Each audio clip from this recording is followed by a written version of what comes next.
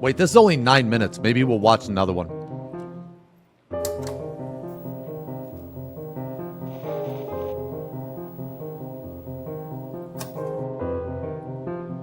Skydiving.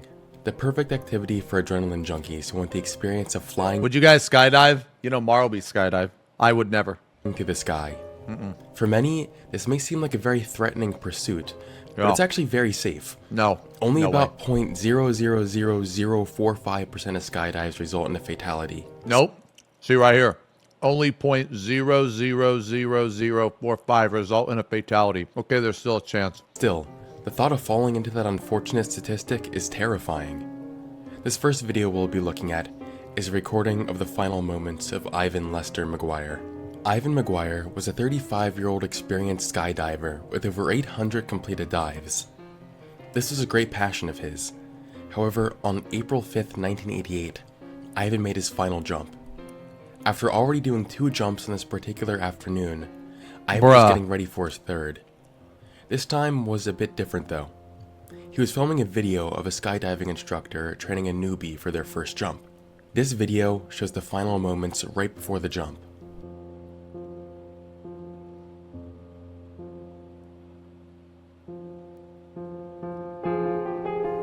First, Ivan jumps out of the plane, and the instructor jumps out with his student.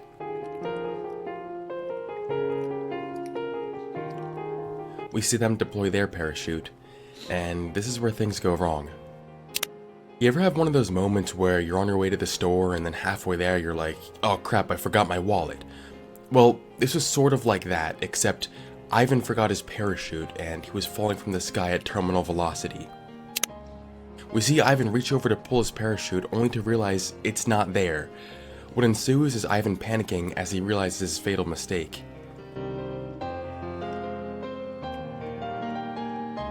After this accident happened, there was an investigation to look into why a mistake like this was able to happen.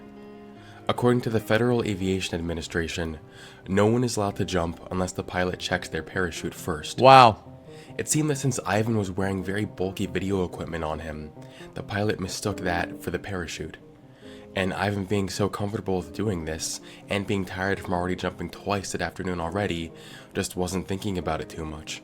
It's scary to think about what must have been going through Ivan's head when he realized his mistake. The jump was from a height of 10,500 feet, or 3,200 meters. A free fall from that height would take a little over 30 seconds, so I'm sure he had a lot to think about in that time. Can you imagine being in a situation where you know you're going to die? That's either extremely scary or extremely calming. I would never skydive though. In October 2016, a YouTube user named Dateline420 made an unnerving discovery in the woods. Posting videos about his hikes through the woods wasn't an unusual topic for his channel, but what he found in this video was far different from the others. At the start of the video, he explains that he was walking through the woods, as usual, when he came across a fire pit next to a tent. He went over to see what it was when he noticed this. Anyway, I'll cut right to the chase because I might die. Look what these are.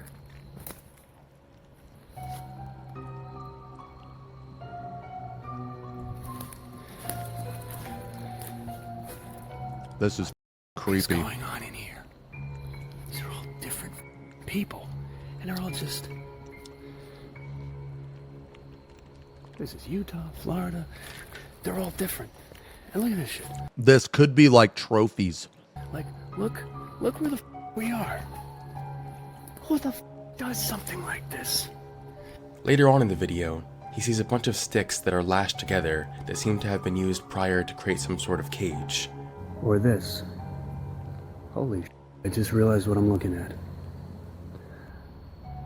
The video's not doing it justice, but this bundle of sticks, they're lashed together. That's a cage of some kind, or a hut, or a lean-to or something.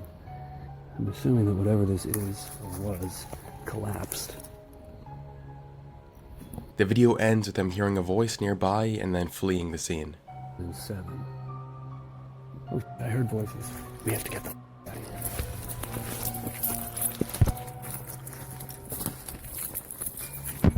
Later that day, he went back to that area to film part 2 of the video.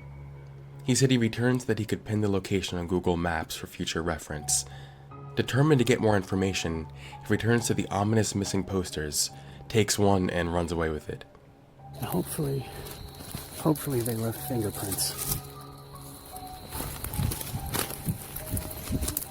This one has a pretty anticlimactic conclusion.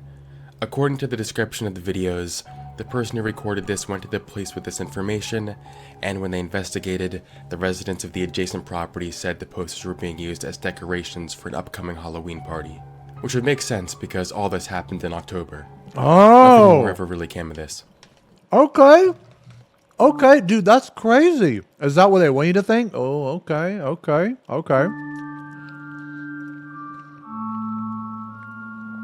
We found our victim, and sad as it may be, she's our friend. But you know what? We all have to make sacrifices. Our first victim is going to be Cassie Stoddard. She's going to be alone in a big, dark house out in the middle of nowhere. How perfect can you get? I mean, like, holy shit, dude. I'm horny just thinking about it. Hell yeah. There's lots of places to hide. I locked the back doors, so it's all locked. Now we just gotta wait. This clip was recorded by Brian Draper and Tori Adamczyk just moments before they killed their classmate, Cassie Stoddard. This is only one of the many recordings leading up to this night. These boys, who looked up to other infamous killers like the Columbine killers, dreamt of achieving notoriety by becoming killers themselves. We're gonna go down in history. We're gonna be just like Scream, except real life terms. That We're gonna be sounds murderers. good, baby. Like, let's see, Ted Bundy, like the Hillside Strangler, No. the Zodiac Killer. Those people are more amateurs compared to what we're gonna be. Their first victim they settled on was Cassie Stoddard. The night of the murder, September 20th. Imagine being so up in the head that you're proud of being a murderer or that you aspire to be a murderer. They're not even human, man. There's not a word to describe like how much I hate that, how much I despise that. 22nd, 2006, Cassie was house sitting for her aunt and uncle. She was hanging out with her boyfriend, Matt Beckham, when Brian and Tori came over to watch a movie with them. Brian and Tori left before the movie ended, saying they wanted to go to the movie theater instead. Before leaving, they unlocked the basement door. Later that night, they returned to the house to carry out their plan. They snuck into the house through the basement door and used the circuit breaker to cut the power in the house in an attempt to lure Cassie and Matt downstairs. When this didn't work, they turned the power back on.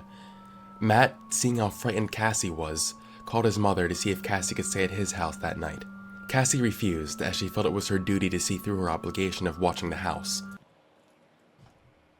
That's sad, man.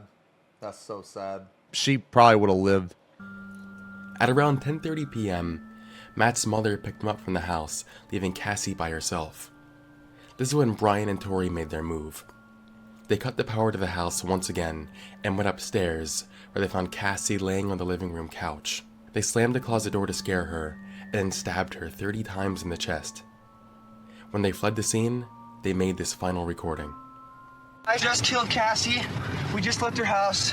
This is not a joke. I'm shaking. I stabbed her in the throat and I saw her lifeless body just disappear. Dude, I just killed Cassie. That felt like something real. I mean, it went by so fast. Shut the f up. We gotta get our act straight. Okay.